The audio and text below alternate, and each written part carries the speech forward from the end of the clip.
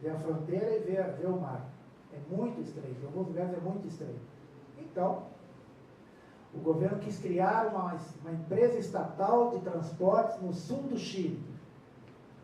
Os caminhoneiros privados fazem uma greve que é encampada por todos os caminhoneiros do país. Os médicos entram em greve, os comerciantes entram em greve. A Fiesp deles, a Sociedade de Fomento Fabril, chama a fechar as fábricas. Era o local de patronal para derrubar o governo, ou derrubar ou fazê-lo capitular. Não é claro que se fosse já para o golpe, porque a democracia cristã demorou a se definir pelo golpe. Muito bem.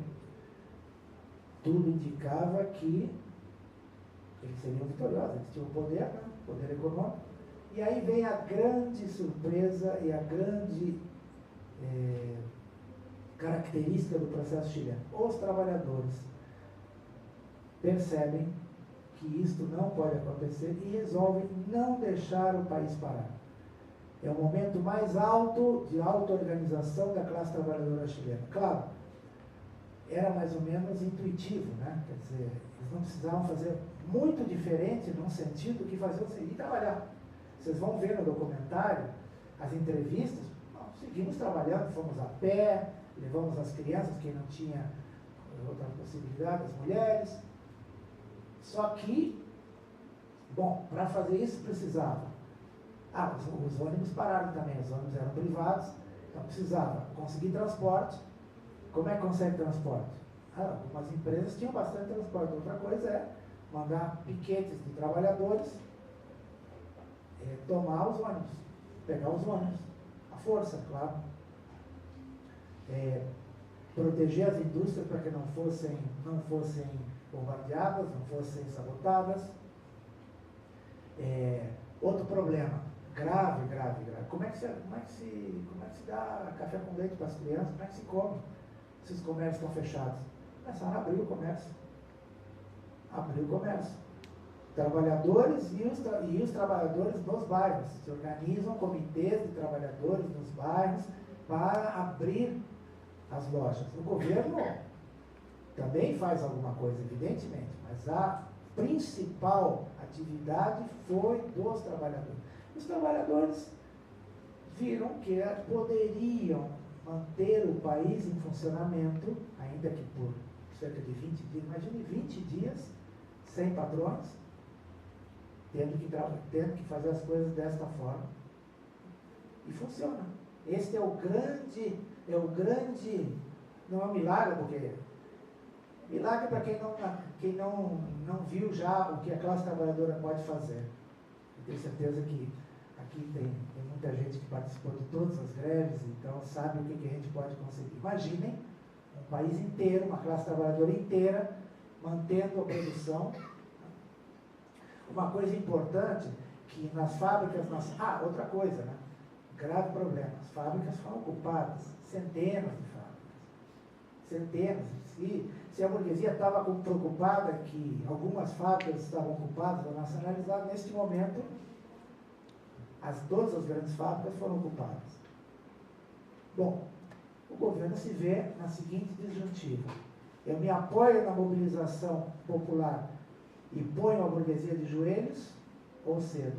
O governo cedeu, incorporou os militares, os comandantes das três ramos das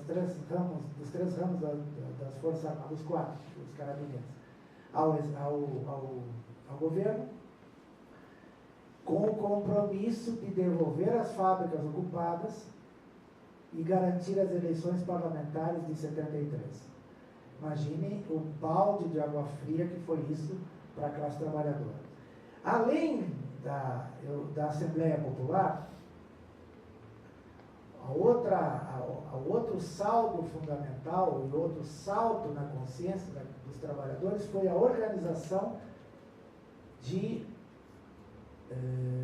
comitês de base, de órgãos de poder popular, que na terminologia marxista se fala em órgãos de poder dual, que eram fundamentalmente os cordões industriais, que é uma coisa muito interessante, né?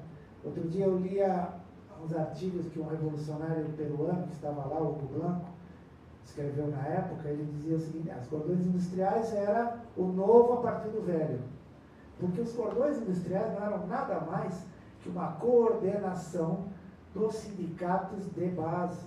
Os sindicatos no Chile eram por empresa, e a central operária não havia nenhuma coordenação nas regiões para garantir transporte, segurança, abastecimento. Precisavam de organizações por região. E o que os trabalhadores fizeram foi isso.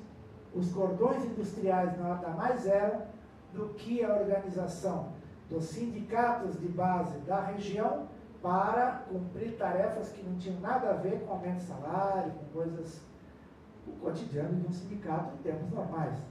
Não estávamos mais em tempos normais.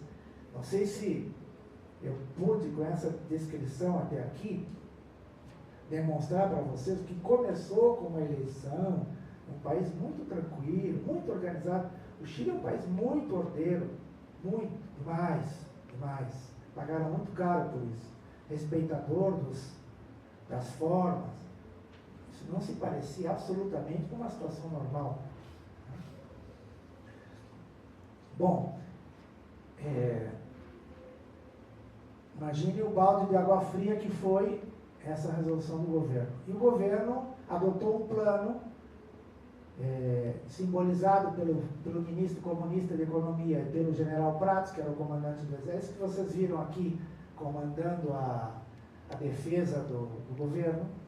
Ele entra no governo e faz um plano econômico que era devolver as empresas. Bom, eu chego no Chile exatamente em dezembro de 72 e pude pegar as manifestações dos cordões industriais contra a devolução das empresas. E o governo teve que retirar a proposta. Era impossível, a não ser que quisesse reprimir violentamente os trabalhadores, reprimir todos os subúrbios operários de Santiago eram formados por cordões industriais. Vocês vão ver no documentário. Cordão Cerrillos, cordão de Cunhaquê, né? Formaram 8 cordões industriais na cidade de Santiago, mais 25 no resto do país durante o ano de 73. Bem,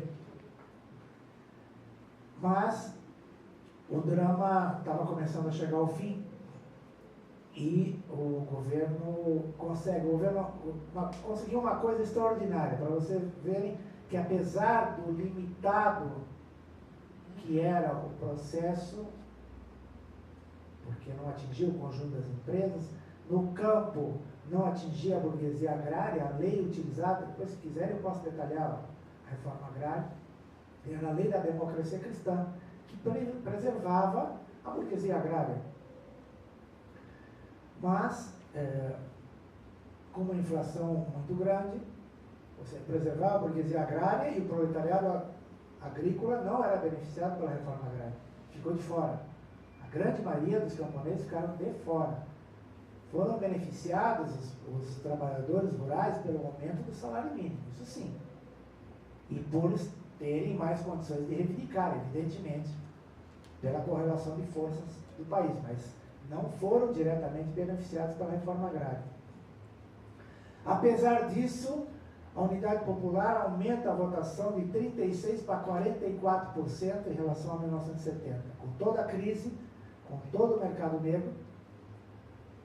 E o cálculo da burguesia era o seguinte: conseguimos 2/3 e decretamos um impeachment do Allende. Bom, a partir de março de 73 estava cantada a jogada. Viria golpe, viria enfrentamento. Todo mundo sabia. O que vocês estavam vendo aqui era o ensaio geral. Não sei se é correto falar ensaio geral, foi um regimento de tanques, por isso se chama tancaço, que sai, tenta fazer o golpe, mas não consegue a adesão dos demais oficiais. Ao contrário do que a gente pensa, o senso comum, não é fácil organizar um golpe. Não é fácil. Parece fácil quando eles são vitoriosos, mas Em vários momentos, golpes foram derrotados. Eram errados. Quando eles dão errado, o resultado é muito pior. Em geral, para a burguesia, em geral, vem revolução. A Revolução Espanhola foi assim, a Bolívia de 52 foi assim, o Chaves foi assim há 10 anos, não muito por sua atividade, mas pela reação das massas, foi assim. O golpe deu errado. E, além do mais, havia um problema muito importante. Havia uma simpatia muito grande por parte da base das Forças Armadas ao governo. Depois de muitos anos, saiu um livro muito interessante sobre os marinheiros que lutaram contra o golpe militar. Os marinheiros estavam organizados na Marinha de Guerra. A Marinha de Guerra chilena tinha uma tradição muito grande. Em 1931, os marinheiros tinham ocupado os barcos de guerra, reivindicando melhorias, parecida com a nossa reforma, a nossa revolta de 1910. A da Chibata. Então, eles tinham organização, eles estavam observando a oficialidade da Marinha. A Marinha, geralmente, no mundo todo, é o setor mais reacionário das Forças Armadas, onde há uma diferença maior entre oficiais e marujada. E eles viram que eles iam organizar o golpe e se ofereceram, se reuniram com dirigentes da Unidade Popular e alertaram: olha, eles vão dar o golpe, nos ajudem que nós vamos tomar os barcos. Eram dirigentes da esquerda da Unidade Popular do MIB. Não foram ouvidos. Dias depois, a oficialidade prendeu eles, torturou, etc. Milagrosamente, eles sobreviveram. Então, essa história dá para contar, porque como eles já estavam presos depois do golpe, antes do golpe, não foram assassinados. Inclusive, eles contam, por uma dessas coisas da burocracia estatal, que uma noite depois do golpe, um comando da aeronáutica foi tentar tirá-los da cadeia para executá-los. O carcereiro, não se sabe bem porquê, não quis entregar. E eles sobreviveram, foram exilados, muitos deles vivem até hoje.